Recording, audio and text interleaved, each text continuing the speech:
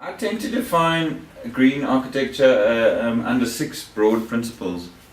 And the reason for that is just there are so many different aspects to it that you tend to lose your rudder a bit if you can't sort of distill it into something which that sort of unpacks it all for you.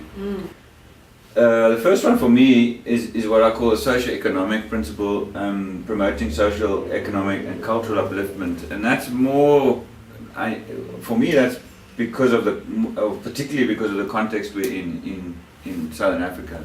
So that's a principle which is barely features in Australia or England, and it's about how do you engage local people and how do you create jobs, how do you build capacity, skills.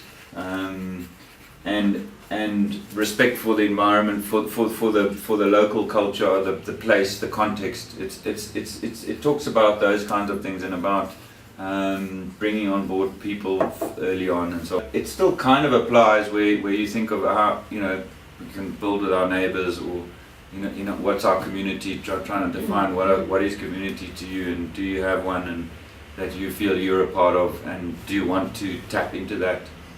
Because when you build in Bales, it definitely gives you that opportunity to natural materials, to engage and bring skills to and involve people. And normally you, as an owner and even designers, you excluded really from the building process.